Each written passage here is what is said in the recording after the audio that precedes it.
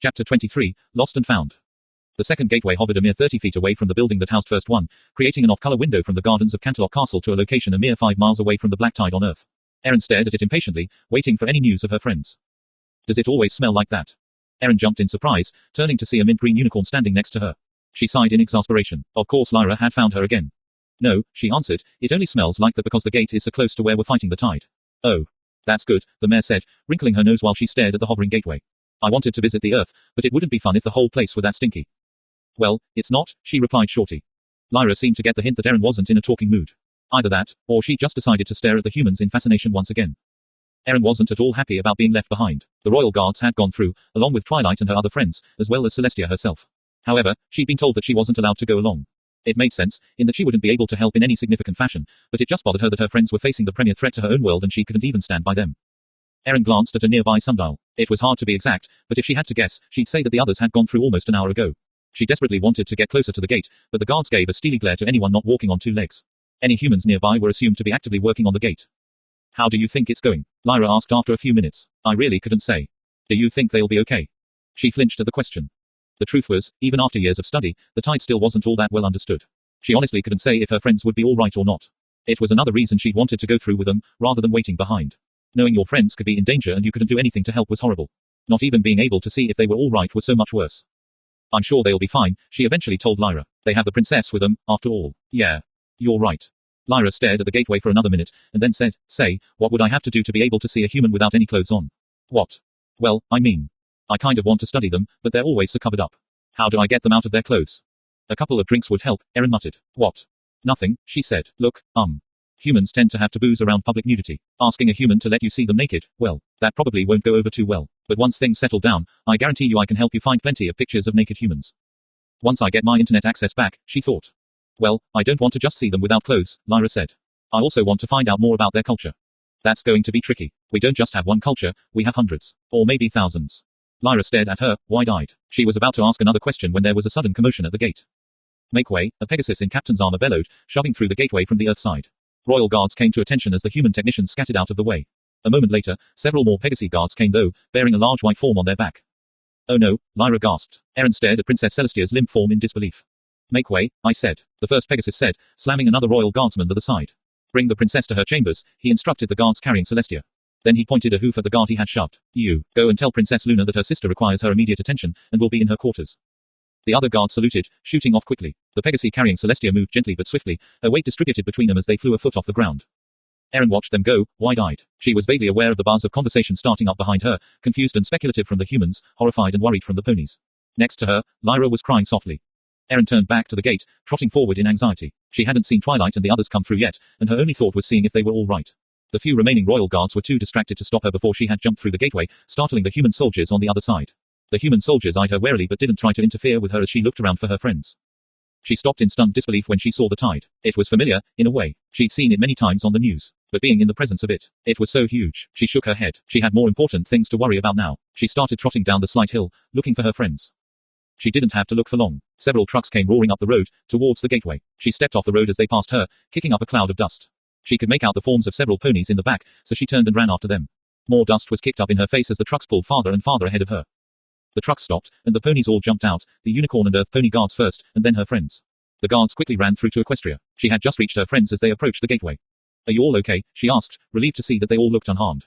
What happened? Something powerful hit Celestia, Applejack said shortly, talking as she trotted quickly towards the gate. We don't know what, but it knocked her clean out. She came through a couple minutes ago, Erin said. They took her to her chambers, and they're getting Luna to come and see her. The ponies seemed extremely upset, and there was a grimness to most of them that was surprising, especially from Pinkie Pie. The exception was Fluttershy, who was racked with sobs as Rainbow Dash helped her get through the gate. Erin trotted up next to them, not sure of what to say, but wanting to do something to help comfort her friends. She got next to Twilight and glanced over. Her friend was scowling ahead of her, staring fixedly on the gateway a short distance ahead. Erin could see that she'd been crying, but right now the unicorn just looked furious. Twilight, Erin said, I just wanted. Don't even talk to me, Twilight cut her off coldly. Erin stopped, staring at her in shock. Twilight stepped through the gateway as her friends did, then turned to look at Erin on the earth side of the gateway. If you humans hadn't come here, she said, low and angry, then none of this would have happened. Celestia would be fine right now, instead of. Twilight glanced away, choking back a sob. Her horn started glowing, a purple nimbus surrounding it. She looked back up at Erin, cold fury in her eyes. I wish you'd never come here, she said grimly. Then, wrapped in a purple glow, the emitters on either side of the gateway suddenly tore themselves out of their housing, sparking and crackling. The gateway blipped out of existence. Erin stood there, staring forward for a few minutes, mind reeling and feeling like she'd been punched in the gut. After a while, she realized that she'd been crying and hadn't even noticed. She shook herself, physically and emotionally, and noticed the baffled soldiers standing next to the ruined harmonics emitters. She realized that was stranded on Earth, in India, a few miles away from the Black Tide. Tilde tilde asterisk tilde tilde. What did you just do? Not now, Applejack, Twilight said, marching stiffly towards the palace. What do you mean, not now? We gotta talk about, not now, I said. Twilight's horn flared, and there was a brief moment of disorientation as she teleported herself to the hallways outside of Celestia's chambers. The unicorn guards reacted swiftly, horns glowing as they braced themselves against an expected assault, only to relax slightly when they saw her. What news is there on the princess? She asked them. We can't comment on that. Sorry, Miss Sparkle, one of the guards said. She snorted in irritation, marching forward determinedly. I'm going to check on her, she said, only to stop as a set of crossed spears suddenly blocked her path. Princess Luna ordered no admittance, the guard on the left said. I'm sorry, Miss Sparkle, but there were no exceptions made. But you can wait in the hall if you like, the guard continued, sympathetically. But we can't allow you in, by order of Princess Luna. Twilight wanted to argue, but she sensed that the guards wouldn't be any more sympathetic, no matter how she begged, argued or shouted. Fuming, she slumped to her haunches in the hallway. Now that she'd stopped moving, her emotions caught up with her, churning in her gut and making her feel sick. The images kept flashing through her memory. The horrifying view of the Black Tide, the hope when Celestia's power had flashed a large section of the tide to ashes. And then the dimming of Celestia's light as she screamed from the tide's counterattack before dropping to the wooden platform. She couldn't stop herself from replaying the events over and over in her head, wondering if there had been something she could have done, some action that would have protected the princess. She should have offered to attack the tide first. She should have taken the risk before she allowed the princess to. Granted, she never could have done a similar amount of damage to it, but still. Unbidden, a new memory surfaced. The memory of a pair of green eyes wide with shock and pain just before the second gateway had shut. Twilight's imagination flinched away from the memory and she groaned. She tried telling herself that nothing she'd said had been untrue. Perhaps it was unfair that she took it all out on Erin, but it was justified. Wasn't it? If the humans hadn't come here, Celestia wouldn't be hurt, and Twilight wouldn't have had to see her get hurt. She sighed, angry with herself now as well. She needed time to figure this out, but she didn't feel like she could even get a handle on it until she found out if Celestia was going to be all right or not. Frustrated, she tried to push all the other thoughts out of her head, resigning herself to just staring at the opposite wall. Time passed with agonizing slowness until she heard hoofsteps approaching. She shot up just as Celestia's door opened, Luna stepping out into the hallway. The princess of the night looked startled to see her there, but turned first to the guards as she gently shut the door with her magic. She is to rest, undisturbed by any pony, Luna said. If any pony should ask as to her condition, simply state that she will be well with some rest, and that she is not to be disturbed for any reason. You may tell any pony who threatens to disturb my sister's rest that they shall be arrested if they don't move on. Yes, princess, the guards replied, saluting. Luna turned to regard Twilight with an unreadable expression. Will she really be okay, princess? Twilight asked, her heart aching to know. Twilight Sparkle, I am glad to see you, Luna replied. Walk with me. The princess turned to walk down the corridor, and Twilight hurried to keep up. Unlike Celestia, who usually matched her pace to the shorter limbered ponies, Luna walked at her normal pace down the hall. Twilight had to trot at her side to keep up. Something about Luna's demeanor told Twilight that she should remain silent until the princess indicated that it was all right to talk again. Quickly, they reached Luna's private chambers. The guards outside her doorway saluted as they entered, and Twilight felt a vague curiosity rekindle as they walked inside. She'd never been in Luna's private rooms before. She was surprised to see that the decor was much brighter than she'd expected, with the high ceiling painted a sky blue. Across the ceiling, on tracks so cunningly devised that they were nearly hidden, false clouds skittered by, and a large, golden sun tracked a path across the sky. Clockwork, Luna said, seeing Twilight gazing in wonder at the display. Devised centuries ago by a rather cunning Earth pony machinist during our banishment. I knew I wanted these rooms as soon as I saw it. I expected your rooms to be more night-themed, princess. Why? Luna asked, looking puzzled. I see the night sky every night. This reminds me of Celestia, which is why I moved into this suite. Luna gestured towards a sky blue sofa, indicating that she should sit down. Twilight sat did so, feeling like an intruder in spite of the invitation. Luna walked towards a small counter on the wall, her horn blowing. A tea kettle levitated up and over to a tap, which began filling the kettle. Yes, Luna said as she filled the kettle. She will be fine. Her magic, body and mind are exhausted, but she shall recover given time.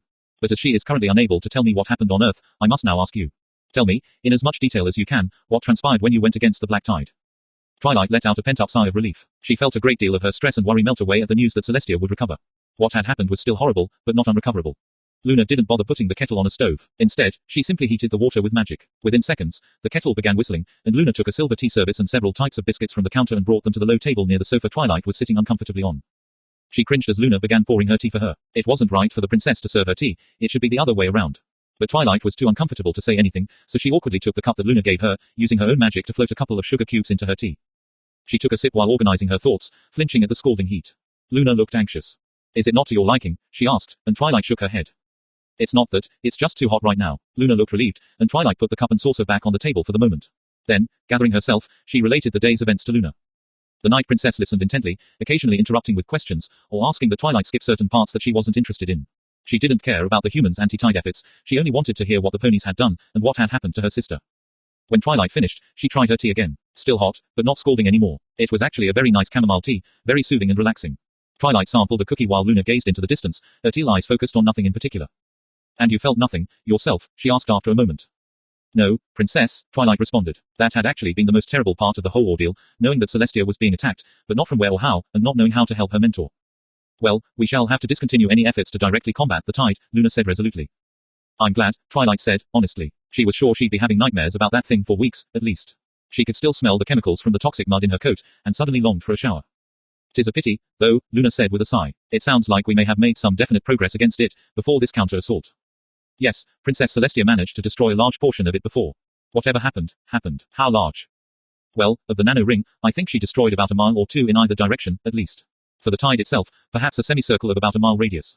Barely anything compared to the entirety of the thing, but better than the humans have done so far." "A pity," Luna said sincerely. Then she looked at Twilight curiously. "I'm wondering, is something else on your mind?" Twilight blinked in surprise. She hadn't thought she was that transparent. "Well, Princess, I think I may have done something bad. Please, explain." I was upset. Erin came through the gate, and I told her. Well, I told her that it was the humans' fault for coming here, and that I wished she'd never come to Equestria. And then I pulled the emitters apart, causing the gateway to disappear." Luna looked disturbed by the admission. "Surprising," she said, and then frowned. "And disappointing, as well." Twilight flinched at the statement, and Luna sighed. "You are not my student, Twilight Sparkle, but in this, I ask that you allow me to instruct you." Celestia neither asked for nor required permission from Erin in order to undertake this action. She knew that there would be dangers, and she chose to take the risk in any case. The consequences of her actions are hers alone, and it is not for you, nor anybody else, to ascribe the responsibility for those actions or the results thereof to anybody else. Doing so suggests that Celestia isn't wise enough to make her own decisions, or strong enough to bear the outcome of her own actions. You belittle her by behaving in such a fashion. "I know that," Twilight said miserably, though she hadn't thought about it exactly that way before. "I was just so angry and upset." "Even more disappointing, then," Luna said with disapproval. "You are an extremely potent magician, Twilight Sparkle. You are also the element of magic, and one such as you cannot allow emotion to sway your judgment in such a fashion. I am not telling you that you are not allowed to feel emotion, of course, as suppression can be even worse than expression. However, it is vital that ponies such as ourselves, who have power above the average pony, exercise restraint in our actions commensurate with the extent of our powers." Luna sighed, and then added, "Not doing so can only lead to tragedy, as Equestria discovered 1,000 years ago. Believe me, Twilight Sparkle, I know what I am speaking of." "Why yes, Princess Luna," Twilight said, sniffling. She felt shame down to her hoof tips.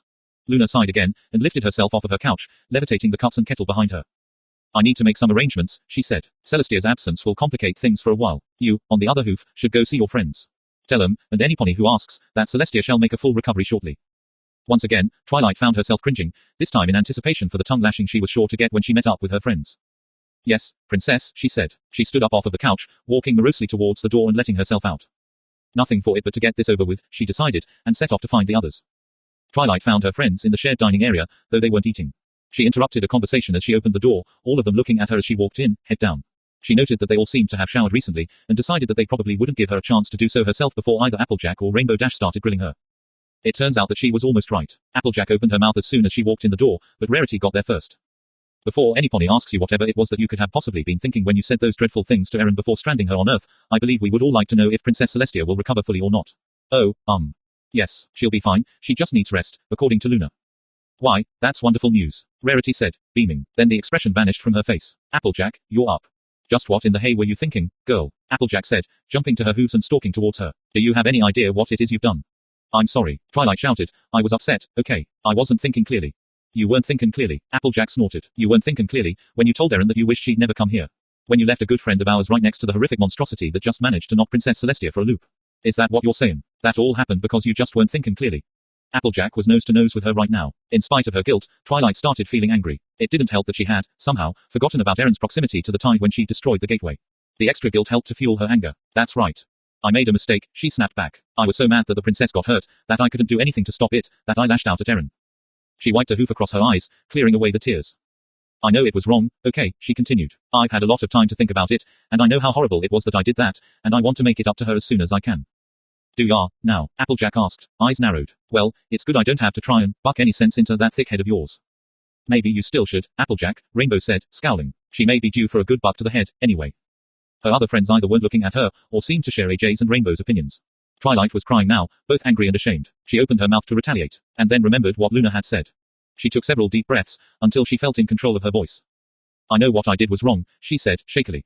And, I'm sorry for what I did. And I'll tell Erin that, too, once I see her again. For now, I think I'd better go try and talk to Maggie, and let her know what I did. And to see what we can do to get Erin back. She turned to walk out of the door again, thinking regretfully of the shower she had to delay still further. But she knew this was the right course of action to take, and the only one that would allow her to start trying to make things right. Applejack's hoof on her shoulder stopped her. She looked back at the farm mare, annoyed, and also a little scared that AJ might try to deck her, but she saw her friend smiling at her instead. Now, that's the right thing, Tada, Applejack said. And, if you like, I'll come along, too. Me too, Rainbow Dash said. Me three, Pinky said, bouncing to her hooves. I'll be there in spirit, Fluttershy said. And, I'll stay with Fluttershy, again, Rarity said. Honestly, darling, the humans won't hurt you, and I'd like to see the Earth one day. I'll be okay here, Rarity, Fluttershy replied. You're sure? Absolutely, the Pegasus replied with a confident smile. Very well, then, I am coming too. The five friends, 6, if you count Fluttershy's spirit, set off to the gateway to the harmonics lab. By the way, Twilight, Pinky said in a loud whisper. Don't take this the wrong way, but you're really stinky right now. Tilde tilde asterisk tilde tilde. Maggie watched the 5 ponies walk away, sighing to herself. It hadn't been a good day. Twilight's shame-faced admission to destroying the harmonics emitters hadn't been needed, as she'd already received reports about it from her technicians. What she hadn't known was that Erin was stuck on the other side when the gate went down. She'd received orders from on high that everyone was supposed to act as if Erin was an equestrian native who'd gotten stuck on the wrong side of a malfunctioning gateway. They weren't quite ready to announce to the world yet that the Ascent program could resculpt a person's body. She'd made the call to the local commander of the base near where Erin was stranded, letting him know that a pony had ended up on Earth, and to please see to her comfort. She'd been assured by her superiors that the wheels were already in motion to get Erin back to Colorado. The ambassadorial staff was in a tizzy, trying to head off what they were sure was going to be a major international incident, with Celestia's injury. They'd offered the best medical doctors that the Earth had to offer. They were thanked kindly, but their offers were universally declined. The ponies assured them that their princess would recover fully, given time. Maggie sure hoped so. She'd seen the footage, and it had been damned impressive. If that's what the princesses were capable of at half power, working with stored magic in a talk, then she was intensely curious what they would be like on their home turf. Probably like nothing they'd ever seen before. She hoped that Erin would be all right. Being stranded as a pony on Earth had to be an uncomfortable experience. Tilde tilde asterisk tilde tilde. You. Okay, pony, the guard had asked her in rough but understandable English. Erin had nodded, and the soldier radioed into the nearby base, talking rapidly in Hindi, and then again in English. Fairly quickly, a truck had returned and brought her back to the nearby base, where she was shown into the tent of the CO he'd welcomed her to Earth, on behalf of the human race, and offered to try and find some hay for her if she was hungry. Erin declined politely. The emitters, she'd found out an hour later, were completely beyond any repair whatsoever. The scientists, all from the harmonics lab, had known who she was. But orders called in from on high told everyone to keep their mouths shut. As far as anyone on Earth was to know, Erin was actually a pony from Equestria who'd accidentally gotten stranded on Earth. She had no idea why that was, but she was glad now that she hadn't corrected the CO's misunderstanding. The story was that she was going to be sent home via the other, still functional gateway in Colorado, half a world away. In the meanwhile, it was tricky dealing with all the eager soldiers and support staff, some of whom barely spoke English or didn't speak it at all, who wanted to come up and ask her questions or simply gawk at her. She was assigned a tent. She didn't leave it unless absolutely necessary, until the transport arrived to bring her to the airstrip on the second day. The first plane was an army transport, full of curious troops on their way back from the front lines. They asked her questions, snapped pictures with their phones, and were, all in all, very excited to see her. Erin, naturally, found the attention to be uncomfortable, but reminded herself that she was the first equestrian representative that these people had seen, and did her best to smile and be pleasant. The first transport took her to another base, where she spent the night. Then another transport, this one empty of everything but some broken machinery, took her to a third base, where she was immediately shuffled onto a twin-engine Cessna, with a modified couch hastily bolted down in place of one of the passenger seats. The pilot of the Cessna was an independent contractor named Jacques, who peppered her with questions about Equestria, and how the ponies viewed humanity. Erin once again found herself in the odd position of representing ponykind to humanity, answering the questions as best she could. At the end of that flight, she found herself in an independent airport some distance away from Paris, France. There, she found a Learjet waiting for her. Once on board, she found another modified couch, this time with an actual seatbelt, bolted to the floor by one of the windows. To her surprise, she wasn't going to be the only passenger on this flight to New York. Several people in suits got on, both male and female, and Erin was discovered they were security agents from the International Committee on Human Survival, assigned to see her safely through the rest of her trip. They peppered her with questions for nearly an hour before Erin, feigning yawns, pretended to nod off. After a short while, she was no longer feigning sleep, snoring gently in her couch. She would have been mortified to know that the general consensus from the humans looking at her went along the lines of awe. She was groggy and disoriented when they finally landed in a backwater airport in the state of New York. Unfortunately, that made her not pay the attention she should have, and she veered off of the preset path designated to keep her out of the public eye, and instead ventured out into the public area of the airport. On the one hand, it was a good thing that it was such a remote airport, as there weren't many people around. On the other, everyone who was there immediately swarmed her with their phones out, taking pictures and videos, shouting questions at her at the tops of their lungs. My name is Sunflower, Erin said, maintaining the ruse that she was a misplaced equestrian pony as she trotted quickly through the throng, the poor security staff designated to protect her doing the best to keep the crowd back but failing miserably. I lived in Ponyville for a while, but I recently moved to Canterlot, she said in response to another question. It's not a butt tattoo, it's a cutie mark, she snapped in response to yet another question. She reined in her irritation, answering more calmly, and, no, were not all named after them. All the time in the air, unable to stretch her legs or go for a walk, was really starting to get to her. She could feel her nerves fraying, and desperately hoped she could keep it together until they got back onto the next plane. One of the agents, perhaps sensing her distress, said loudly, "Ma'am, we advise you to stop answering questions." She gratefully took the agent's advice and shut her muzzle. She was finally ushered through an employee-only door, one of the guards standing in the doorway to block the path of the inquisitive people on the other side, while the others quickly escorted Erin to her next plane. It was another Cessna that would take them to Illinois, where they'd switch to yet another plane heading to Colorado. She was pretty much done with flying by the time they reached Illinois, and begged for a chance to stretch her legs. The security agent sighed but finally relented. The airport they were in was yet another small, independent airport, with a large field on the other side of a high-security fence. She was allowed to run around for a good half an hour before they called her back in. Erin's smile of satisfaction faltered a little as she saw the crowd of onlookers that had gathered by the gateway, phones out and presumably recording. It was when the news van arrived that the security folks seriously got worried, bundling her quickly back to the plane. Erin smiled uncomfortably at the cameras, but politely declined answering any more questions. Collapsing into her couch with a sigh, she closed her eyes, just wishing they'd hurry up and get her back to Equestria already. A middle-aged married couple in Cottage Grove, Minnesota sat in matching recliners in front of their wall-mounted flat screen. The woman knitted, making a hat for her first grandson. The husband nursed a beer that his neighbor had brewed up, a stout he called Nasty Munchkin. It was decent, but he told the neighbor that it was fantastic, and so he'd ended up with a 12-pack of them. The news streamed on the television, displaying stories about Equestria, showing clips from the documentaries that had been released so far, and various reactions from around the world. Suddenly, an announcer popped up to declare that footage of an actual equestrian pony on Earth had just shown up in the newsroom. Both husband and wife had their attention riveted to the screen as the badly focused and shaky footage displayed a small, light brown pony with an auburn mane being escorted by several security people. The pony was surrounded by people with cameras, all of whom seemed to be shouting questions at her. She answered a few questions, including giving her name as Sunflower. Then the footage abruptly ended as the pony got escorted through a doorway. "That's odd," the wife said. "What is?" That pony sounded just like Erin. Maggie led a pair of technicians through the hallways to the Ascent labs. She'd been asked to get the lab warmed up and ready for Herman and his team's arrival next week, and that meant bringing up a separate mainframe, making sure all the terminals worked, and to start the process to warm up what the Ascent crew called the goo baths, where humans went in, and ponies came out. Or, once the team arrived, Erin the pony would go in, and Erin the human would come back out. Erin herself was due back in the compound tomorrow, having skipped from plane to plane in an attempt to get back to the States. Maggie punched in her code, and the door slid quietly open. "Here we go," she told the techs. "Go ahead and start things." What the heck? The lights were already on, and the terminals were all glowing. She felt a brief surge of annoyance. This whole lab was supposed to be mothballed when Herman and his team had left. No wonder the power supply to the rest of the compound had been so erratic, if this lab had been running the whole time. "Well, I guess that makes our job easier," she said sardonically. "It will take a lot less time to start things up now, right?" Mom, one of the techs said, and Maggie sighed. She told everyone to use her first name, but they kept forgetting. "What is it? Is this supposed to be like this?" She shook her head in annoyance. "Be a little more vague," she said, walking over to where he was. "I almost understood that." She climbed up next to him, looking down into the tub full of nanomachines. There was a dark green haze floating over the top of it. Maggie wasn't certain what she was looking at first, but then it suddenly hit her. "Get out," she said in a strangled voice, stumbling for the exit herself. "Get out of the lab." The second tech tried to bolt, only to have the door slam shut in his face. He stumbled backwards in shock. "Open it," Maggie said, running to the door and hitting the button. Nothing happened, so she hit it again, and again. She heard a yelp of surprise behind her, and saw that the first tech had stumbled backwards from the tub and landed on his backside. Currently, he was crab walking backwards as fast as he could, until he hit a desk behind him. Maggie returned her attention to the tub itself, watching in horrified fascination as a dark shape began standing up, sheeting the grey nanomaterial off of it as it stood. A horn of emerald protruded from the top of the equine head, glowing green eyes flashing from its face. The coat of it was a similar dark green in color, and the shadows that had hovered over the tub now made up the creature's mane and tail, billowing and flowing in an obscene parody of the equestrian princesses. In the near black mane, sickly green lights blinked and faded in and out, shifting constantly. Face sprites, Maggie realized, its mane is made of face sprites. The gigantic beast stepped out of the tub, flaring the enormous wings at its sides. It shook itself slightly, and the rest of the grey nanomaterial fell away from it. "Ah," a deeply masculine voice said, echoing around the chamber. "What a magnificent machine that is, and what a fine job it did for me, once I gave it the proper instruction." The green alicorn turned to look at her, giving her a smile. "I apologize for the doorway. I couldn't have you folks running around all willy-nilly and raising a fuss, now, could I?" He stepped forward, flexing his wings and looking back at his body in frank admiration. "Do you know," he said, "that you humans have perfected a means of immortality that put my own to shame.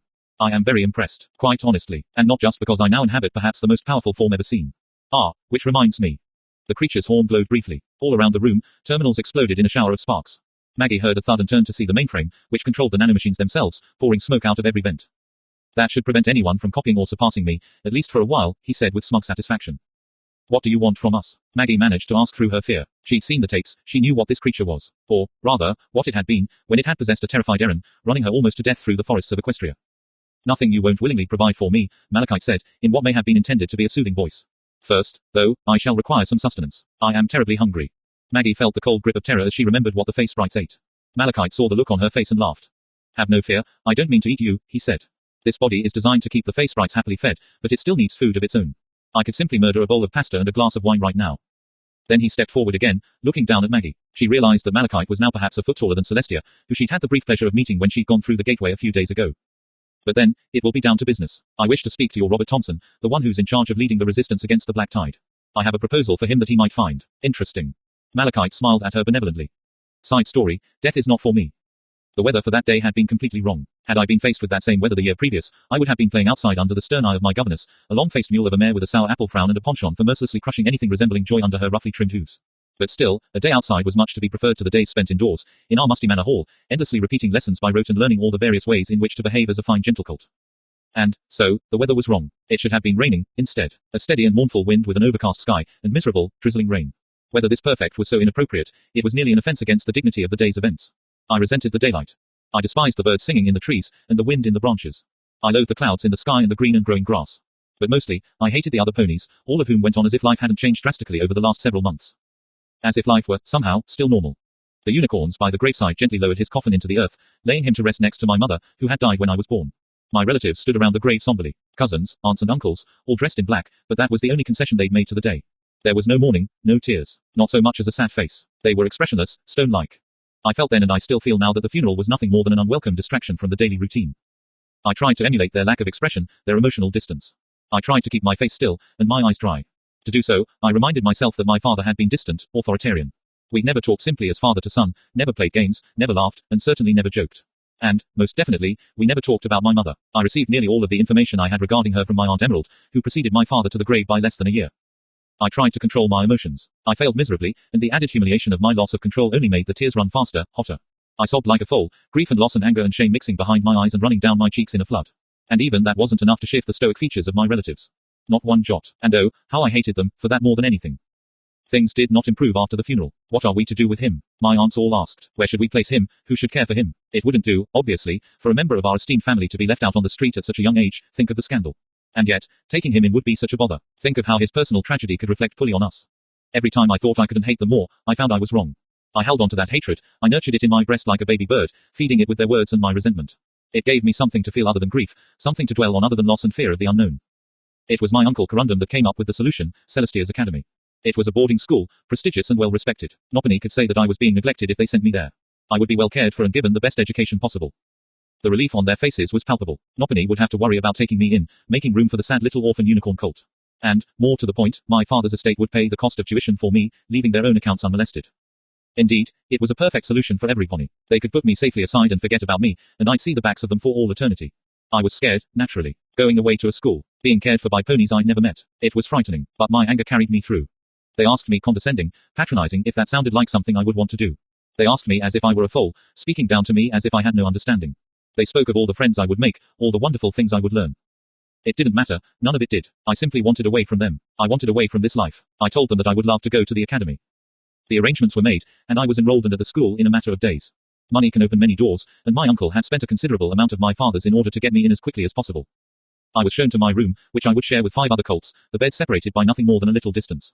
I had my own nightstand, a chest at the foot of the bed, and a small wardrobe, nothing more. The room had a long table to be used for studying, and a bookshelf, but those were shared accommodations. It wasn't what I was used to, for certain. There were no servants to care for me, no private bath for me to luxuriate in. Food was prepared for the masses of students, not catered to my specific tastes. These things I considered hardships at the time, though I now know that doing so was spoiled and foolish. I was placed in classes that were beyond my understanding, and I spent most of my first few weeks there studying furiously in order to catch up to my fellows. I failed many tests, and I was in constant danger of being held back for that term. However, my work paid off, as by my second term I was in the top 20% of my year. Third term, I was in the top 10%, which was where I stayed for quite some time. It was in my second year that I first saw the one for whom the school was named. I remember it all very clearly, the moment etched in my mind as if it were engraved in steel. I was in a hallway on the second floor, moving from one class to another. Fall was in the air, the scent of dying leaves on the crisp wind. I just happened to glance out a window and I saw her by the entrance, speaking with the headmaster. Celestia herself, standing in the sun, her mane flowing on a breeze nobody else could feel. I was struck dumb by the sight of her, stopping in my tracks to stare in awe. She was the most beautiful, most magnificent creature I had ever seen, and for the first time that I could remember, my heart was moved by a pure joy and simple wonder. Other students jostled me out of my place, trying to get a glimpse of the princess for themselves. My anger, a constant companion in those days, flared. I shoved back, regaining my place from larger students than myself by the exercise of hoof and horn. I bruised a few students that day, and received more demerits than I'd ever received before. It was well worth it. When my father was dying, I had seen the ugliest things that life had to offer. I saw pain, I saw degeneration, and I saw humiliation. I saw a noble stallion, sharp-minded and proud, reduced to a mewling, confused wreck who never knew what day it was, and who had to be cared for by a staff of nurses, a pathetic thing who couldn't even wash or feed himself unassisted. Seeing Celestia for the first time, I saw the exact opposite of what my father had become. I saw strength, vitality and dignity. I saw never-ending health and power. Celestia would never become ill, never be seriously injured, never age and never die. How could I not want that for myself? I'd seen death. I had seen it every day for half a year while it stalked my father through the dusty halls of our manor, dark, impersonal and relentless. And now I saw life, shining in all its glory, banishing the shadows and warming the soul.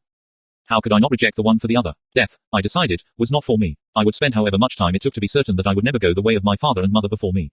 And, for that, I would need to study like I'd never studied before. And that I did. I threw myself into studies with a single-minded devotion that impressed and sometimes even intimidated my teachers. Often, they would tell me that I needed to be more well-rounded, trying to jolly me into sports or outdoor activities. I resented the interruptions, but one did not refuse a teacher in those days. It was quite fortunate, in the long run, that they did. There is only so much that can be learned from books. I was introduced to nature, and the incredible harmony with which it worked. The complex interplay of life, each form of life competing with every other form, while simultaneously building a shared existence. I began to study the natural world, taking great joy in uncovering the secrets of everything from common flatworms to the more biologically complicated mammals. I discovered their secrets as best I could, though I was limited in my studies by the ethical guidelines of the school. An unintended side effect of my new devotion to study was that I was no longer merely in the top 10% of my class. I was now one of the top 5 students in the entire school, including students far older than I. I remember quite clearly the day that I had gotten into an argument with a teacher named Willowbark over an obscure point of biology.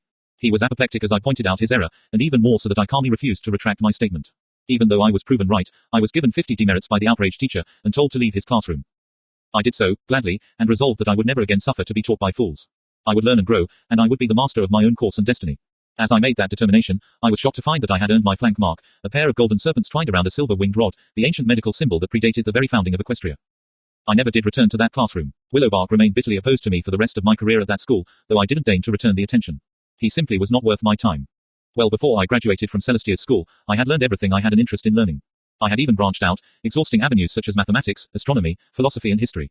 Quite simply, that school had nothing more to teach me, but the rules didn't allow me to leave and pursue more advanced learning until I reached the correct age. Therefore, I took it upon myself to learn all I could, boldly traveling to the library of the Arcanum itself in my free time, that school of advanced learning that I would be attending upon my graduation from the academy. The students there resented my presence, but the professors seemed fascinated by me, encouraging my growth in a way that the teachers of my old school never had. By the time I graduated the academy, solidly at the top of my class, I had already managed to cover much of the first year of Arcanum studies, and was well into the second. The rules there were more flexible, and I was immediately placed into second-year courses. Finally, I was being challenged in a way I never had before, and I felt my intellect rise to meet that challenge. The work was more difficult, more advanced in every way. I thrived under the pressure, opening like a rare flower to bloom. At that time, my quest for immortality was still focused on making the body impervious to aging. I studied the mechanism by which our cells broke down, and though it didn't bear the fruit I wished, it did allow me to develop several spells, magic that could reverse cellular damage, repair injuries and dispel illness. Such spells already existed, of course. I was no pioneer when it came to the desire to heal illness or injury. However, my spells were much more thorough, leading to less time convalescing and a stronger eventual recovery. I was lauded for it, and I was glad to be able to assist, even though my true goal of immortality was unmet. It was due to those efforts, as well, that I finally met her for myself. Princess Celestia, goddess of the dawn and ruler of all Equestria. She sought me out after I, still a student at the Arcanum, had developed an effective treatment for a particularly nasty virus from the rainforests of the Zebrakan Empire. I was not expecting her, and I simply stammered and gawped like a fool. I was unprepared, and yet, my princess showed nothing but kindness fit to make my heart ache, taking pains to draw me out and calm me down. We quickly came to conversing, and I mentioned to her how the passing of my parents had led to my overriding passion to eliminate disease and death from pony life. I remember her sad smile, and her statement that immortality is not the prize most ponies believe it to be. For the first time in my life, I found myself slightly shaken from the comfort of my own self-pity. I had thought that the beautiful, wise, and powerful Celestia had everything that I ever wanted in life. But I saw now that there was tragedy there as well, one that, perhaps, easily surpassed my own. The thought stayed with me for days after the meeting. Why would immortality be less than a desirable goal? What was I missing? It was critical that I found out, before I applied immortality to myself. And then I realized, in a single and shocking epiphany, Princess Celestia was alone. She was one of a kind, now that her sister had been banished. We must seem like mayflies to her, living and then dying in the single blink of her immortal eye. I had a dual purpose, now. I still wished to cheat death of the prize of my soul, but now I realized that I could be the first to stay with Celestia through the ages. She had become so much more to me than just the princess. She was the beacon of hope and light, she was what ponies should be, rather than what we were. And I loved her for that. I would have done anything for her. It was shortly after that conversation that I received an invitation to study directly under Celestia herself. She had a small number of personal students, ones that she believed would benefit the most from her personal attention, and the limited amount of time that she had to give. Of course I said yes. How could I not? Most of her personal students graduated to become her personal advisors. I would be a fool to turn down such a chance. The other students were a collection of the finest young minds of Equestria. There were 4 others when I joined, male and female. I'm ashamed to admit now that I was astonished to find that not all of them were unicorns. The first I met was Aurora, whose research into the motion of the stars and moon had pushed our understanding of astronomy forward by 100 years, as well as giving us our first functional theories into the workings of gravity. He worked closely with Zephyr, an athletic grey Pegasus mare, who invented entire fields of mathematics for Aurora to work with. The two of them eventually married, and their foals became architects of Equestria's future. Starlight Symphony, or just Star as she liked to be called, was a magical prodigy. She was almost the opposite of me in every way conceivable. I had a difficult time taking her seriously when I first met her. She was quite small, and though she was a year older than me, I believed at first that she was far younger than I. She was silly, playful, always chattering away about anything little that crossed her mind. I admit, I found her to be quite irritating, though, when she wasn't present, I would find myself, quite oddly, missing the sound of her voice. There was also Granite Heart, the gentle giant. He was the most misnamed pony I had ever had the good fortune to meet, tender and kind, and generous to a fault. He was a mechanical genius the likes of which I'd never seen before or since. How such a large, brute-looking earth pony could craft such delicate devices was hard to imagine. He crafted each of us a pocket watch, a princely gift, just for being his friends. They were precise enough that they barely lost so much as a minute over the course of a year, and they kept themselves wound at all times, merely by the motion provided while you carried it with you. It was fascinating to me, like magic without magic. Granite was an intriguing pony, and he was my first indication that my ingrained prejudices against the lesser pony races might have been unfounded. My focus was on the minutiae of biological life, and his was on the intricacies of the gear and spring. Though it would seem as if we'd have nothing in common, the truth is that we were the most similar in our mindsets out of all of Celestia's students. It was Granite's influence that made me realize the flaw in my approach to immortality. All this time, I had labored under the assumption that I must make the body immortal to support the mind. But what if this wasn't the case? He built automatons the likes of which I could scarcely imagine. Could something of that sort be built to house the mind and soul of a pony? Would that even be possible? Immortality would no longer be an issue of maintaining a disintegrating biological form, as parts could easily be replaced as they became worn or damaged. Well, after we graduated, I told him of my plans for immortality. And, though he considered it to be a fanciful notion, it was also a notion that would allow him to play and experiment to his heart's content. It became a pet project of ours, over the years, to build an automaton that perfectly mimicked the functions of a pony's body. I provided the working knowledge of a pony's anatomy and capabilities, and he provided the technical expertise needed to make a working facsimile of the same. These were, quite simply, the happiest years of my life. I never laughed more, and was never more comfortable. I had found a place where I was accepted, cared for. These ponies became my family in a way that my actual family had never managed. New ponies would join our group of students from time to time, and it was our job to welcome them and make them feel at home. And, occasionally, one of the older ponies of the group would leave as he or she graduated. I stayed close to them all, my first friends, even after we graduated. When we could, we would visit and update each other on our scientific or magical progress. When we couldn't, we would write. As the years stretched into decades, the painful memories of my past began to fade into insignificance. I even took a professorship at the Arcanum, and it was my joy to teach students my hard-earned knowledge. I was pleased with my reputation as a hard but fair instructor, with a class that would test the capabilities of even the most knowledgeable of students. Decades passed this way. I had reached a point in my life where I was content and, for the most part, I was happy. My research into immortality began to dwindle somewhat, as I focused more on my day-to-day life. I may have eventually given it up completely, if it hadn't been for the tragedy that fell upon our happy little group when Granite Heart passed away. It was such a pity that he died so young, at barely 50 years old. It was a tragic accident, a fire that raged out of control. Granite kept returning to the workshop time after time to fetch more of his students. The last time he entered, he never returned. He died a hero, for which I was so very proud of him. But still, he died, and a part of me hated my old friend for that. We'd made astonishing progress on our automaton, and the princess and nobility were quite taken with our clockwork pony, even though none knew that the eventual goal was to provide a mechanical replacement for the organic form. It would work well enough, if I could ever find a way for a disembodied mind to actually control a mechanical body, and if we could find some way to power the thing. Unfortunately, I was at a loss with the solution to the first problem, and Granite Heart's untimely death rendered the second quite likely unsolvable. I returned, instead, to finding new ways of making ponies healthier, stronger, and longer lived. I became obsessed, locking myself away in my lab or venturing far out into the wilderness, looking for answers. I saw my friends less and less often, though I still managed to write the occasional letter. I was nearly 85 when the face sprites first made their appearance in Equestria. Where they came from, nobody knows. My own theory is that they came across a fissure from another world. They were too dissimilar from any life in Equestria, bearing no resemblance to any creature I'd ever seen or even read about. I was completely fascinated by them. They were parasites of a magical nature, eating the very life essences of the creatures they possessed. Some few of them had been collected, typically dead or dying after having been separated from their swarm. I became obsessed, studying them at every spare moment. They were both real and non-physical. They existed as creatures of shadow and magic, whose bodies existed slightly out of phase with our reality. As such, they were damned hard to kill or contain. Only magic seemed to impact them in any way. When encountering a creature, the face sprite would sink into it, taking over its mind and acting as a puppeteer. Individually, the drones themselves weren't intelligent, or even self-aware. I later discovered that they took on the properties of their host's mind. A sprite controlling a badger would have the awareness and intelligence of a badger. However, as we tragically discovered later, a sprite possessing a pony would be capable of both speech and deadly reasoning.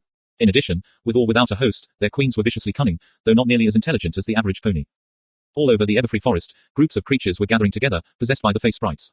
Badgers, squirrels, birds, rabbits, and so forth. The sprites used them to build nests and warrens, as well as to bring new prey to the swarm. A Fae sprite taken too far from the queen's influence would quickly weaken and die. However, within a host, a sprite could survive for hours away from the queen, allowing it to range for miles in search of prey. The only outward sign of possession was a magical, dark greenish aura resembling smoke, which would emanate from the host's body. It was Star, dear, lovely Starlight Symphony, who pointed the way. The princess herself had asked us to look into ways to contain the threat involved posed by the Fae sprites. Her own discovery was a magic capable of destroying the queen itself. Quite by accident, I have to say. She was attempting, instead, to capture the queen, to render her helpless so as to bring her swarm in for further study. Instead, the queen died, and, within an hour, the entire swarm died out as well. Star was heartbroken. She'd never intended to kill a living creature, no matter how vile. Celestia, however, was wise enough to study the spell used, in case it was needed. Much later, I received my own, captive swarm contained within a rune-carved wooden cage with a life barrier spell, also designed by Starlight Symphony. The golden shield of the spell prevented any life force from passing in either direction. Any contact with the shield siphoned a small portion of the prisoner's own energy to keep the barrier active. It was quite the effective shield, requiring nearly no magic to maintain once it had begun. Had I mentioned that Star was a prodigy? That didn't stop the queen from trying to escape, however, as she sacrificed drones by the hundreds in her attempt to find a way through the shield. And then, 7 years after the arrival of the swarms, came the tragedy of Heartstone Ridge. The queen of a particularly large swarm had decided that it would be an excellent idea to move into the village in the dead of night. The next morning, there were no ponies there. None at all. Heartstone Ridge had become a ghost town. I had never seen Celestia so frantic. She flew into a frenzy, ordering a search for the citizens of Heartstone Ridge and the swarm that took them. She joined in the search personally, taking wing and flying over the Everfree forest, looking for any sign of her missing ponies. It took us over 2 weeks to find them. Fae sprites typically finish off their hosts within one. We found the villagers, their corpses abandoned to the wilds for the scavengers and insects to devour. The image of Celestia, tears streaming and body racked with sobs as she knelt before the body of an earth pony filly, burned itself into my mind. I had never seen her weakened, before. I had never seen her hurt, never seen her cry. I hadn't known it was possible. I was determined that it would never, ever happen again. It was then that Celestia, in her grief and fury, ordered the destruction of the swarms, wherever they may be. Her royal guard went to it with a will, finding nest after nest and eliminating them.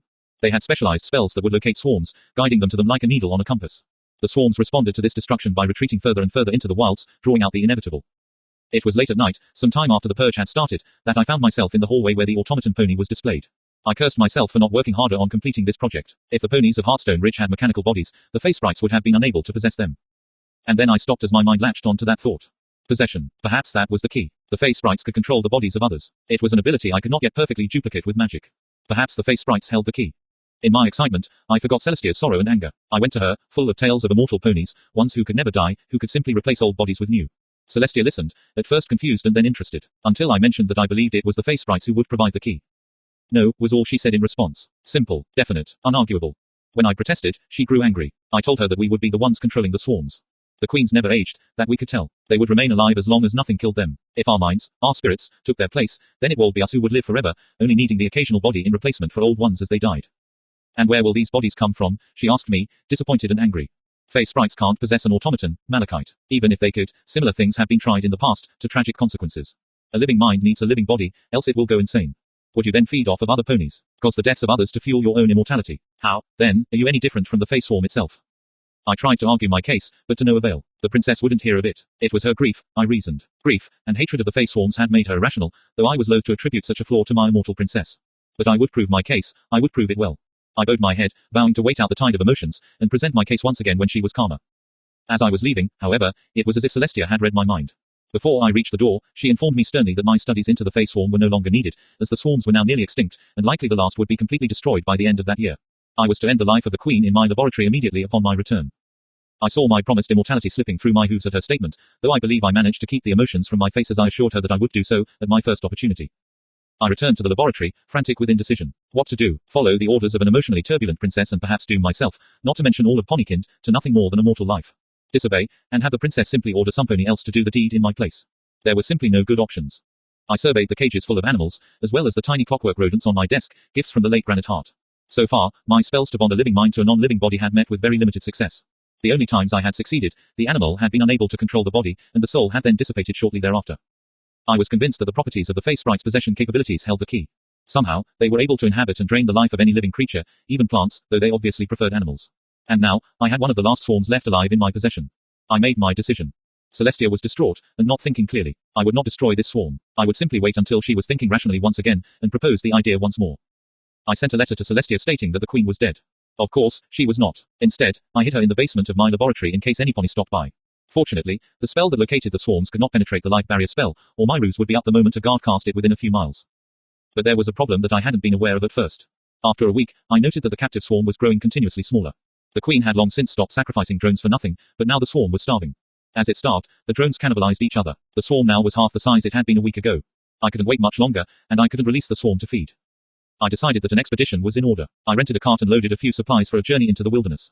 I explained to Celestia that I was going to research how the wildlife of the Everfree was recovering from the aftermath of the face sprites, and she smiled warmly at me and gave me her blessing. Be well, my precious student, she said, folding a wing around me in a brief embrace. It was the last thing Celestia said to me before I left. There was a cave in the Everfree that I was familiar with, miles away from anything even remotely resembling civilization. I took the cart there, and I spent the next week crafting a very modified version of the life barrier spell, carving the runes into the very rock itself. This spell was modified from the original, my own edition. In addition to absorbing the energy from anything that came in contact with it in order to strengthen the shield, it would also slowly drain life from the plants and animals around it, feeding any excess energy into the inhabitant inside the barrier, which would keep me alive and healthy. It would only be several months, I decided, before I could come out and present myself to Celestia in my newly immortal form. With that in mind, I prepared myself mentally, running through the sequence of events in my mind over and over again, until I was completely certain that I had it correct and had considered all possible variations. And then, bracing myself, I released the starving queen and her vastly reduced swarm from the smaller life barrier spell. As expected, the entire swarm descended upon me in a frenzy. They stopped the moment I cast my second spell, killing the queen in flight. She perished with a scream of rage and pain, and the swarm itself stopped, milling about in an uncertain cloud. Time was of the essence, now. If I hesitated, if I made any mistake, I would lose my chance and, quite probably, my life. Not to mention, now that the swarm was no longer shielded, the royal guards could easily detect it. By the time my third spell was complete, the swarm had already begun to dissipate. My mind separated from my body suddenly, and I felt myself thrust into the center of the swarm. They reacted with confusion, uncertainty, and finally, acceptance. I was now, for lack of a better word, their queen. My awareness expanded as I became aware of each of the sprites in my swarm, as I saw through their eyes. They were few, now, but feeding would take care of that. They would multiply as they absorbed life energy, which I would receive inside the barrier. I used their eyes and saw my body standing dumbly before me. The flesh I had inhabited for so many years was now separate from me, a fact I found quite fascinating. Commanding my swarm, I had one of the sprites possess my former body, moving it just inside the cave entrance. Then I moved the rest of the swarm into the cave itself. I commanded the sprite possessing my body and it responded, tapping the sequence of stones that finally activated the spell. A golden shield shimmered into place, myself and the swarm on one side, my mute body on the other, radiating a dark green smoke as it waited further commands. I had done it. Success, at last. I will live forever, undying. I was undetectable and unassailable behind my shield, and now all I had to do was wait. My joy was greater than I had ever felt before in my life. Celestia had been afraid of this. She didn't understand. For hours, I played with my new body, controlling the swarm, forming limbs of them. I hadn't realized how much time I had spent until I noticed the dimming of the light outside. The sun was setting. I reached for the sprite controlling my body, intending to tell it to go get food and water. I found nothing. At first, I was simply confused. What had happened? I ran through each step of the process, examining what I had done. I had made no errors, the spell was perfect. I could control other sprites without any problems. Why, then, could my mind not reach my body? Hours went by, and my body simply stood there, staring blankly into the cave. I studied the spell minutely, time and again, but I couldn't see the error. My modified version of the spell was supposed to let my mind out. I should be able to communicate with the sprite in my body as long as it was alive. As long as it was alive. I looked up, and saw that my body was quite free of the haze of possession. If I had been in possession of intestines, they would have felt as if they were full of ice water. I had forgotten something simple, something critical. My mind may be able to reach beyond the golden shield, but the magical influence of the swarm itself could not. I had isolated my life force, and the life force of the swarm itself, from the sprite that inhabited my body. And that sprite had, eventually, died.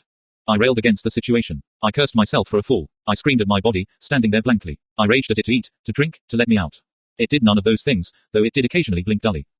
And, days later, it collapsed to the ground. I watched, horrified, as my body grew weaker, as the breaths became more labored. Longer and longer intervals occurred between breaths, and each one, I was afraid, would be the last. Suddenly, I was a colt again, standing in a musty bedroom with the smell of sickness thick in my nostrils. It was like watching my father die, all over again.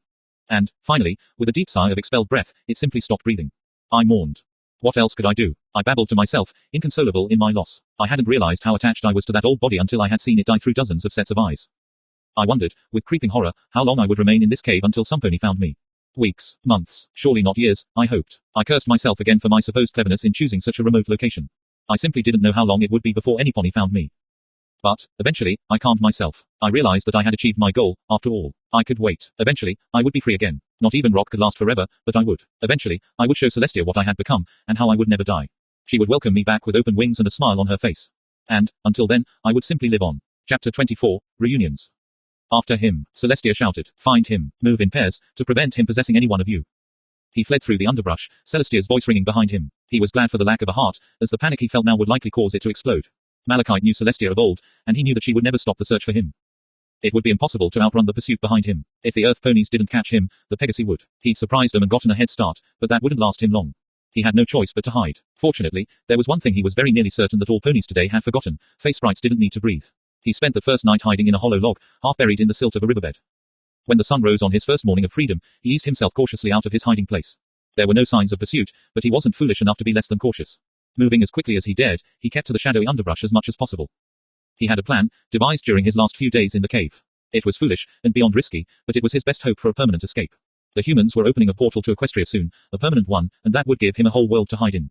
A world with the fantastic devices that had sought him. If he could, somehow, make his way through the gateway they were creating, he would be safe. Or, rather, safer than he could ever be in Equestria. By the third day, the face sprites were starving. Malachite forced them to resort to cannibalism in order to survive. Slowly, the well-fed and, above all, obvious bulk of his swarm began to dwindle. It wasn't by much, but every little bit he could do to make himself less conspicuous would help. On the evening of his third day of freedom, Malachite reached Canterlot itself. He waited until full nightfall before slipping quickly into a nearby storm drain. It was almost disappointingly easy to enter the city itself. The city had changed greatly from the last time he had seen it. The only real buildings at the time were the palace itself and a small inner city surrounded by a wall. Now, as he flowed under the streets in the dead of night, he saw that the city was immense, covering many times the ground than it had when he had lived here. The inner wall was gone, and the architecture looked strange and wrong to him, the more militaristic look of the original towers and turrets replaced by delicate spires and domes. His own family's manor house, where he'd spent the formative years of his life, was still there, though nearly unrecognizable with a cheery new facade. He lingered outside his childhood home for a few minutes, wondering who lived there now, amused to think that they might be distantly related. Then he moved on, not caring to investigate any further. That manor held no happy memories for him. He kept beneath the streets when he could, using the sewers to travel. When daylight came, he used rats to spy for him while he stayed hidden in the depths of the sewers. Very quickly, he found out where the gateway would be opened, in the gardens of Canterlot Castle itself. He released his spies, moving up into the garden. Hiding was easier than he'd hoped, the thick hedges of the maze providing plenty of cover. Still, he couldn't help but worry that he'd be discovered at any moment. After some time, a large group of ponies came out and stood in the grass, not too far from his hiding spot. There were unicorns aplenty, most looking old and feeble, but Malachite paid them almost no mind. Celestia was with them, and he regarded his former teacher with a feeling of melancholy and loss. Then he noticed another, smaller alicorn standing next to the princess, one who seemed oddly familiar. He was stunned to recognize the second alicorn as Luna, the younger sister of Celestia. Emotions churned within him as he watched the sisters chatting, talking as if nothing were wrong, as if it were completely normal and accepted that the creature who'd become Nightmare Moon was walking about in broad daylight. He stared at her, marking her face and features, taking her measure as best he could, viewing her jealously from beneath the hedges in the maze. Eventually, carriages arrived. The unicorns and the princess herself boarded, and were carted away by strong-winged Pegasi. Luna watched them go, then walked back into the palace. Time passed once again. After several hours, another group of unicorns walked into the gardens, forming a circle. Excitement bubbled in him. This was it had to be. Malachite watched hungrily as the unicorns, led by Luna, cast their spell. From his hiding place, he watched in awe as the gateway shimmered into existence, and the first of the humans walked through. Ugly creatures, Malachite noted. Still, it hardly mattered what they looked like. What mattered was the gateway. He watched as brief pleasantries were exchanged, followed by Luna flying off. Many of the humans walked away, guided by various self-important government ponies. Several humans remained behind, bringing boxes and bags and chests through the gate, no doubt the belongings of the human ambassadors. When they began bringing back the empty luggage, he knew his chance had arrived. He flowed through the gardens, hiding in the hedges and bushes, moving only when Nopony or human was looking. The empty luggage was stacked, temporarily, outside of the gateway, and Malachite took his chance. The humans themselves brought him into their world, as he hid in an empty case that had once held some humans' belongings. After much jostling and rolling along hallways, there was a long period of silence. When he judged it safe, he removed himself from the luggage and examined his surroundings, which seemed to be a bedroom. There was a vent on one wall, blowing warm air into the room. He quickly moved himself into it, glad to have found a perfect hiding place. From there, he once again found the magnificent machine that he'd so briefly inhabited before. Moving into it, he started sifting, gently, through the information he found, though much of it made very little sense to him. And then he found mention of a project called Sunflower. He examined that quite thoroughly. Bubbling with excitement, he made his way to the Ascent Labs, discovering them abandoned. Moving cautiously, and ready to flee at any time, he began instructing the computers to power on everything in the lab. The computers were a joy to work with, performing complex tasks with only minimal instruction from himself. He invaded and controlled the Ascent mainframe, searching until finding the specifications of Sunflower's body. Fascinating. They'd made her stronger, faster, and more resilient than any pony should be, at least without magic. However, they'd made several mistakes along the way, making assumptions that made the Sunflower body only superficially resemble that a typical Earth pony. Drawing on his knowledge of pony biology, Malachite began making his own template. The humans had no idea how magic worked, of course, thus they made their spy an Earth pony. However, he knew quite well how unicorns, Pegasi and Earth ponies utilized magic. He created the template from scratch, building and revising it over and over again, until it was perfect. The whole while he was doing that, he was also perusing the compound's computer network, learning all he could about the humans and their world, and tapping into the security system to make sure he was unnoticed, and to nullify the alarms that would have alerted the humans to his presence. Before the template was done, something amazing happened. Several ponies, two of whom Malachite recognized from the Everfree, and one of whom was Erin herself, came through the compound to test devices that, according to them, would store magical energy for them to use while on Earth. Now that was something to incorporate into his design. He studied them through the security cameras, quickly working out how the devices functioned. After several hours of work, he devised a way to replicate that function in a custom-made organ. Of course, there was no need for just one of them. The body he was designing had room for several. With the new additions, he finally instructed the machine to begin building his new body. Tilde tilde asterisk tilde tilde. The cafeteria had been cleared, except for some of the kitchen staff who were waiting in the back in case that guest had any other requests. Maggie had called Robert Thompson directly, and she'd been told to keep Malachite comfortable, concede to any reasonable demands, and to keep him under close observation. And, under no circumstances was he to leave the compound, thus the presence of a dozen heavily armed US Marines. Malachite was making a considerable mess on the table in the cafeteria. When Maggie had instructed that he was to be fed, the kitchens had brought him a huge salad in a punch bowl, pasta dishes, raw fruits and vegetables, crackers, various desserts, and assorted other foods. The dark green alicorn mowed through them as though he was starving. This body, he said to her, mouth slightly full and a strand of shredded carrot dangling from his lower lip, was essentially created from nothing other than some raw organic material. It's not surprising that I'm famished. He indicated his flowing tail with a gesture of his wing, adding, not to mention that I need to keep my little pets here fed and healthy. I understand, Maggie said, feeling as uneasy as the Marines surrounding the winged pony looked. Malachite grinned, then levitated the bottle of wine to his muzzle, drinking from it directly. Ah, he said, smacking his lips in pleasure. I have missed this. The simple pleasures of organic life. I think I understand, now, what Celestia meant about a living brain needing a living body. I do believe I would go mad if I had to give up these sensations once again. That presupposes that you are not mad already, a voice said smoothly from the doorway. Maggie turned to see Princess Luna, flanked by a half-dozen royal guards, walking into the cafeteria. Malachite, I presume, she said, staring at Maggie's guest. Maggie stifled a groan.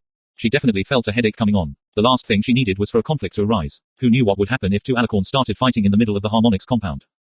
Malachite swiveled at the table, regarding the princess with a surprised look that quickly drained away to a look of cool contempt. Ah, he said, disdain heavy in his voice. The wayward Princess Luna, I see. I've heard quite a bit about you. And you, Luna replied. And to what do I owe the pleasure of your company? He asked. Maggie wryly noted that Malachite felt no qualms about showing a complete lack of respect to the princess before him. We require that you return to Equestria with us. Malachite said, tapping his hoof under his chin with an exaggerated imitation of consideration. I'm afraid I have to decline your wondrously generous invitation, as I am having far too much fun here. It's not an invitation, Luna said sternly, her voice raising.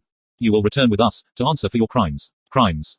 And what crimes would those be? Malachite said, the dangerous tone of his voice giving lie to the grin on his face. You must ask, Luna asked, sounding honestly surprised. Very well, you assaulted many ponies, including royal guards and my sister Celestia, which is crime enough in itself, with the drones that you controlled. You kidnapped young Erin in your quest to free yourself. Going back even further, you disregarded a royal command to halt your research into the face sprites, instead merging yourself with them to become the monstrosity that you now are. Malachite shot to his hooves, knocking over the table and sending food flying in all directions. Maggie shrunk back, getting as far away from the two equines as she could without actually leaving the cafeteria. The Marines backed away as well, though, judging by their expressions, it was to give them more room to use their rifles, if needed. The royal guards lowered their heads menacingly, pointing the glowing horns at the alicorn stallion. Luna merely regarded him calmly.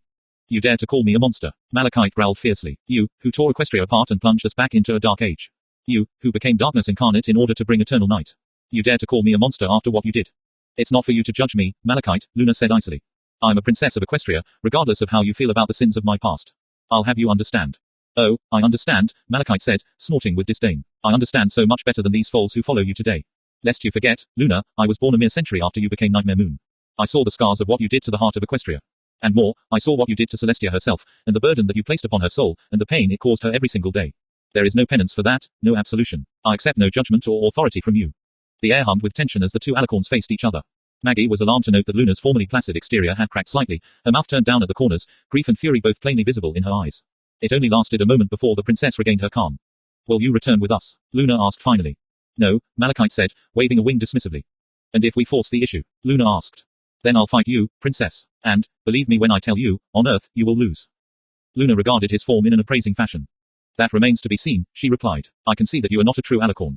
No, of course I'm not. But I was a master biologist and a physician without peer in my day, and I knew enough to combine all the best traits of the three pony races into my current form. Not to mention, I have other advantages. His dark green mane and tail spread out slightly, and several of the glowing lights detached themselves from the haze, blinking like toxic fireflies. The face sprites spread out slightly, drawing uneasy glances from the humans and ponies in the cafeteria.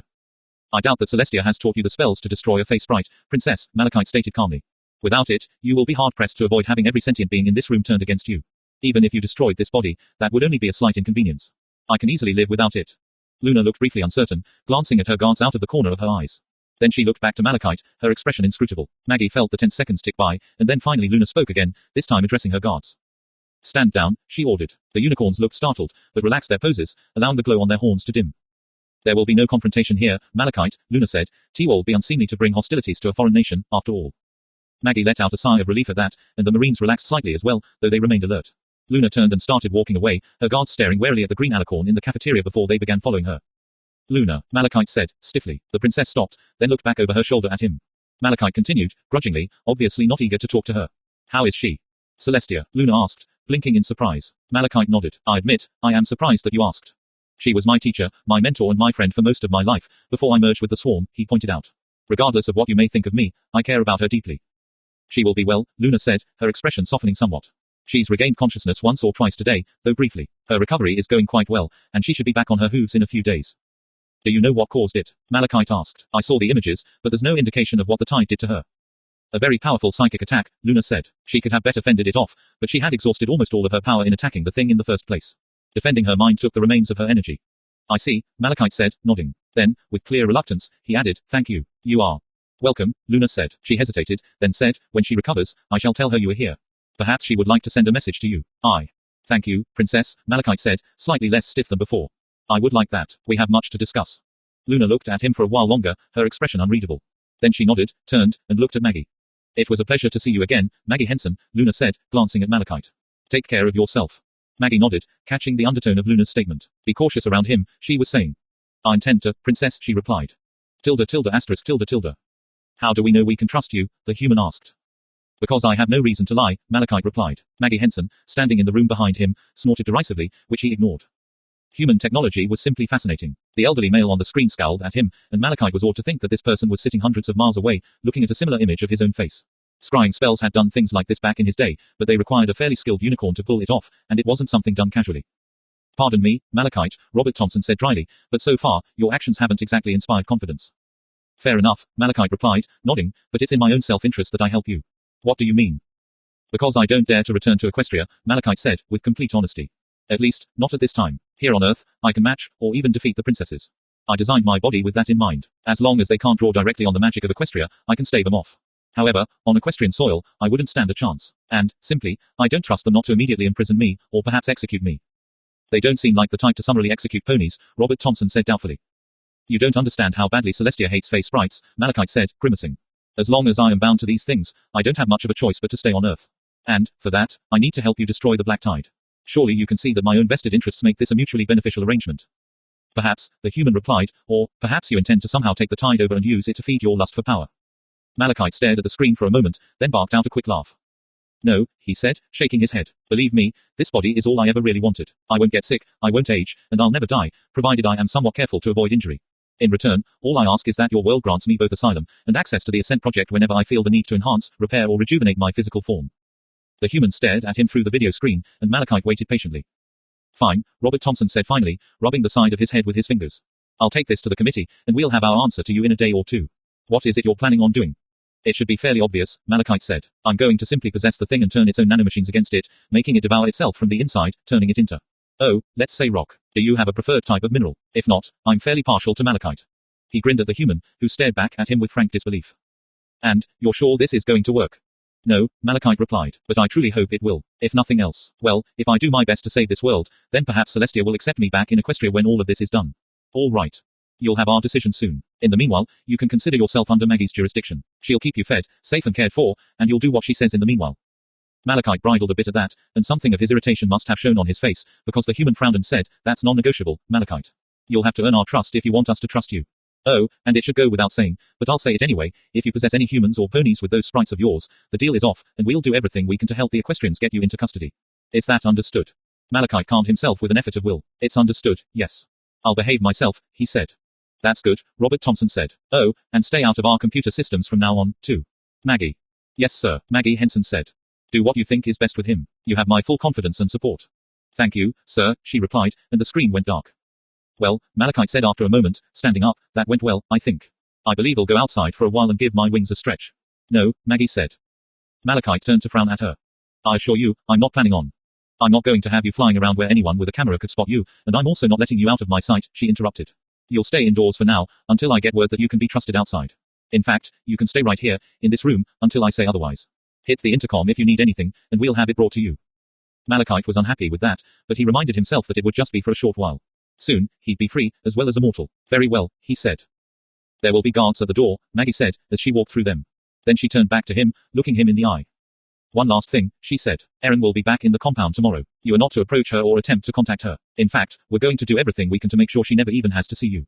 If you do try to approach her, I'm going to assume you have hostile intent, and I'm going to do everything I can to end you. I won't let you near that girl, do you understand me? The completely even way that she delivered that threat, without obvious anger, but with more than a hint of steel, made Malachite blink. He didn't doubt that Maggie Henson would do exactly as she promised. Though he didn't know of any way for the humans to destroy his Fey form, there was much that he didn't know about their technology. Perhaps they had a way. I understand, he said. I will do as you say. Tilde tilde asterisk tilde tilde.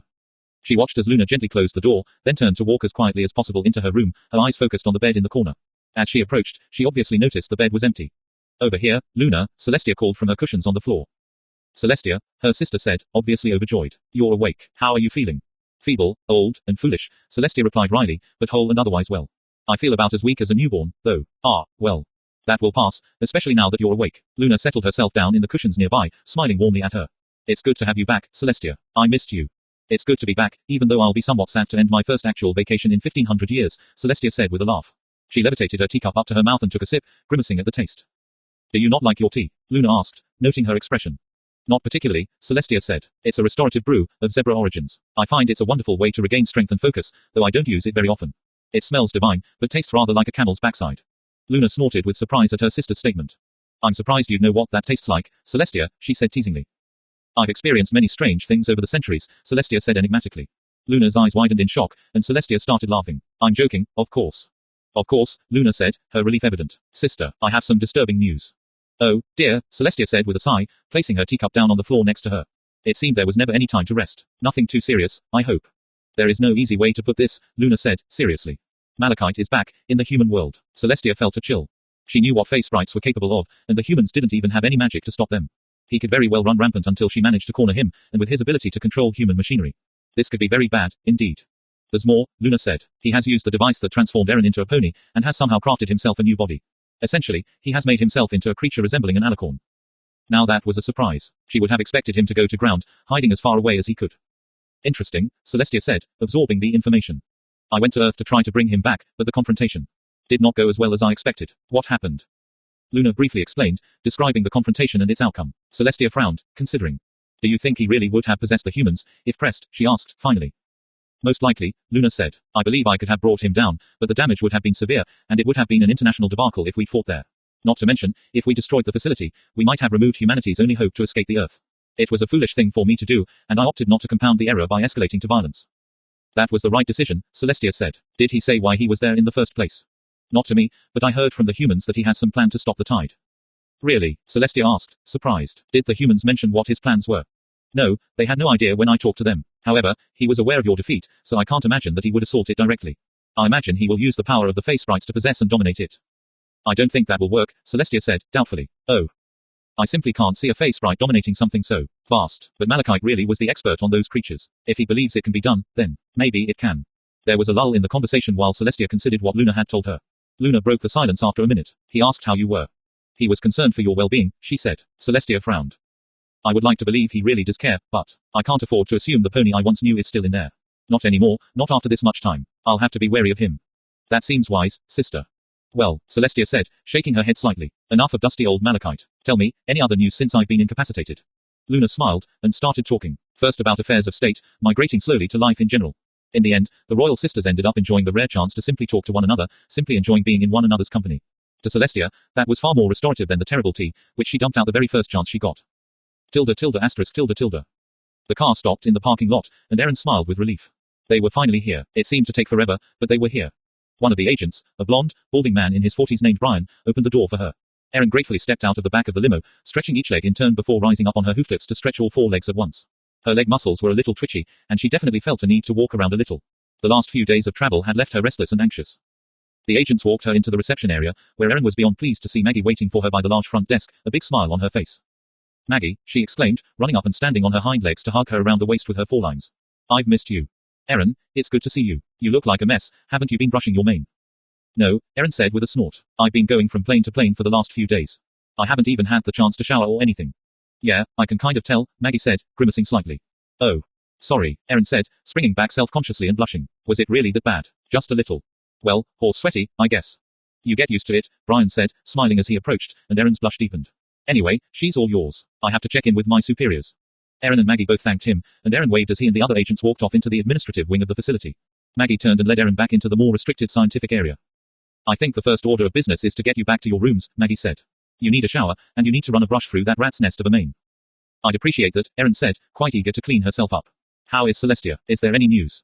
Oh, you hadn't heard. Well, according to Luna, she's awake and will recover fully, given time. Erin breathed a sigh of relief. You have no idea how glad I am to hear you say that, she said. Celestia, well, she is Equestria, in a way. I can't imagine what they'd do without her. Yes, Maggie said. Your little friend Twilight Sparkle said pretty much the same thing. Erin flinched at her friend's name, which Maggie noticed. She came to apologize later that day, you know, Maggie continued. She felt horrible about what she'd done. She wasn't really wrong, though, Erin pointed out, sadly. If humans hadn't come to Equestria, Celestia would have never been hurt. Then she said, ow, after Maggie slapped her lightly on the back of the head. Then the older woman grimaced and wiped her hand on her coat, causing Erin to blush again over the state of her mane. Celestia's a big girl, Maggie said, and she can take care of herself. You need to worry about you. And you need your friends. You think they want me back? Erin asked wistfully. Well, you can ask them yourself when you see them. In fact, I think it would be a good idea for you to stay in Equestria for a while. You should go there as soon as you get out of the shower. But I thought we were turning me back into a human. Maggie sighed. I'll explain in a little while, she said. For now, why don't you just head in and freshen up? Your friends will be a lot more likely to take you back if you don't smell like 4-day-old sweat. Fine, Erin said, laughing to hide her concern.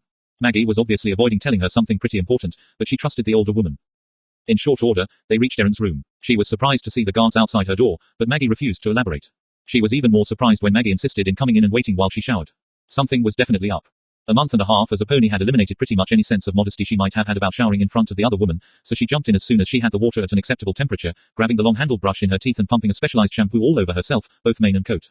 A fairly short time later, she emerged from the shower dripping wet, but feeling clean for the first time in days. Maggie helped her towel off and comb her mane and tail, still staying mum on what was going on. Once she was dried off, she had her sit down on her rump on the floor, while Maggie herself sat on the edge of Erin's bed. Maggie cleared her throat, obviously trying to figure out how to say what she was going to say. Finally she shook her head and just stated it bluntly. Erin, Malachite is back, she said, simply. He's here on Earth. In fact, he's in this facility, though he's under guard at the moment. Erin's world grayed out briefly while she swayed on her front hooves. She understood, now, why Maggie had her sit down. He's here, she asked, hating the timid sound of her voice. Why? He's not after you, Maggie said, quickly. He came here to get away from the princesses. And, well, because of the Ascent project. He built himself a new body, a big unicorn with wings. Erin shook her head. None of that had really registered. What? She asked, and Maggie repeated it. He made himself an alicorn body, Erin repeated slowly, absorbing the concept. That was both terrifying and comforting. Terrifying, because now he was much more powerful, and comforting because, well, if he had a body of his own, he wouldn't come after her. Right. Sadly, Maggie continued, when his new body got out of the vat, he basically fried all the equipment in there, including the mainframe. Herman and his team are coming back next week, and they'll start putting things back together. But for now, well, you're stuck as a pony. Plus, we're not going to stick you in the vat yourself until Malachite is far, far away from here. I don't trust him, especially not where you're involved. Oh, Erin said. Then a thought occurred to her, and she looked up at Maggie with alarm. Maggie, the data for my body. My human one, I mean. Was that on the mainframe? Yes, Maggie asked, confused. Then a look of understanding crossed her face. Don't worry, Erin. We have backups. 1 on-site backup of all our data, and 3 off-site. Trust me, once we got down to being harmonics being humanity's last chance, we stopped taking any risks with the data. It's safe. Oh, good, Erin said, so relieved that she felt weak. And, he's the reason you want me to go to Equestria. Yeah, Maggie said, nodding. I don't think he's going to try anything, even if you stay on Earth.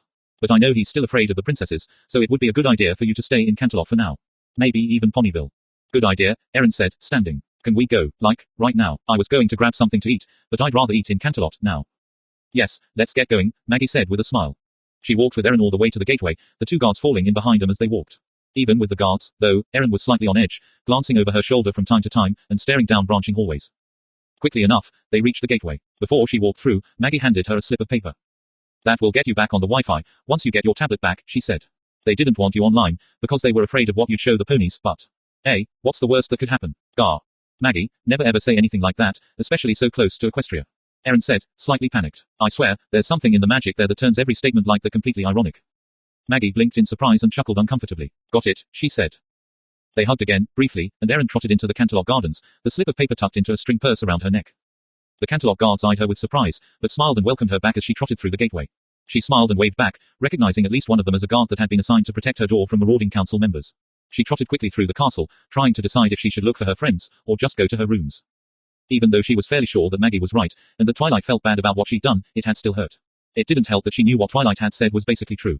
Her arrival had disrupted life in Equestria to an incredible degree. The only thing that alleviated the guilt at all was knowing that, even if she hadn't come here, humans would have arrived anyway, and that her arriving had at least given both the humans and the ponies enough information to allow a peaceful first contact. In the end, though, she knew she couldn't just leave things as they were. She wasn't sure where her friends were, but she could guess. They were most likely in the shared apartments, probably eating a meal together. Since she was pretty hungry, that was probably a great place to start. It didn't take her long to get there. She opened the door and walked inside, finding her friends in the midst of an apparently deadly serious discussion. All of them were lined up with their backs to the door, staring at her tablet, which was propped up on the table. It don't make no sense, Pinkie Pie, Applejack was saying. Why in tarnation would a rabbit even wear a dress? Besides, rabbits can't talk, every pony knows that. It's just for fun, AJ. Pinkie said, sounding slightly frustrated. Erin got the impression that this conversation had been going on for a while. The humans made up these funny animal stories, drew them up, and made them do silly things.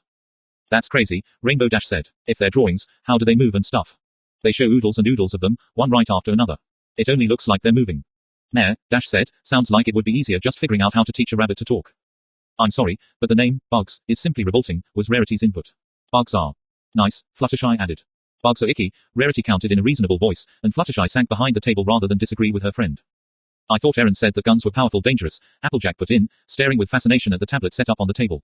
But that duck keeps getting it blown up in his face, and nothing really happens to him. His beak got blown off that one time, Rainbow Dash reminded her. That was hilarious. Fluttershy eeped and hid even more behind the table. You have to wonder why all the talking animals are so smart, and all the humans are so dumb, Twilight said. We like to root for the little guy, Erin said, grinning. And we have a little bit of an inferiority complex, sometimes. Her friends all turned to gape at her, the tablet completely forgotten for the moment. The next thing Erin knew she was being tackled by a pink blur. Sunflower, Pinkie said, you made it back, I'm so happy. Hey, Pinkie, Erin said, laughing. Breathing would be nice. And it's Erin, remember. Oh, yeah. But I decided that I like Sunflower better. It's more, you. Pinkie relented and got up, allowing her other friends to come up and hug her, telling her how glad they were to see her back, and safe. Everyone except for Twilight, who hung back, looking anxious and guilty. Every pony seemed to sense the mood, moving back and allowing Erin to approach Twilight, who didn't meet her eyes. Twilight, Erin asked, hopefully. She'd worked out what she wanted to say to her friend over the last several days of flying halfway around the world, but that all fell away as Twilight looked up, tears welling up in her eyes. Erin, I'm sorry I said those things, Twilight said. I was upset, and I was angry that Celestia got hurt, and I took it out on you. You didn't deserve it, and I'm so sorry. Erin hugged her friend, who by this point was crying. Oh, Twilight, she said, crying a little, herself, you've forgiven me for doing much worse things than that. Erin tried to continue, but choked up a little before managing to say, of course I forgive you. A few seconds later, she was in the center of yet another mass pony hug. Erin realized that she'd been the recipient of more group hugs as a pony than she'd ever had as a human. The thought made her laugh a little. The hug eventually broke up, and Erin spent some time just talking with her friends and catching up. She called down to the kitchens, and was finally able to eat, though it felt a little awkward being the only one in the room with food. Pinkie soon remedied that situation by stealing her dessert. Finally, before the night was over, Erin managed to pry her tablet back from Pinkie's hooves, in spite of her pink friend's protests. Pulling out the authentication information that Maggie had given her, she spent the rest of the night showing her pony friends some of the more interesting places on the internet. Fluttershy was in heaven, due to the large number of adorable cat pictures that Erin couldn't help but save. Rainbow Dash was riveted by some videos of stunt flyers, Rarity enjoyed looking at human fashion shows, and seemed to alternate between finding the fashions ridiculous or inspired. Apparently, she had several new ideas just by watching a single runway show. All of the ponies were glued to the screen when Erin pulled up some videos of horses, zebras, and other hoofed animals, though she was very careful not to pull up anything that would be violent or disturbing. The ponies chatted animatedly about the difference between the animals of Earth and the ones they knew in Equestria. Finally, the night wrapped up with Erin promising to show her friends more interesting things with her tablet, but opting to keep it for herself, now that it was connected to the internet. She wasn't sure she trusted Pinkie Pie on the net without supervision. Yawning, she got to her hooves and walked to the door, exchanging good nights with her friends. She turned to close the door, and was surprised to see Twilight there, looking pensive. So, are we okay, Erin? She asked her. Erin smiled, and hugged her friend. The things said could never be unsaid, that was true. But what is important is what comes from the heart, and not something said rashly, in the heat of anger. We were always okay, Twilight, she said. Sleep well, okay. You too, Erin, Twilight Sparkle said.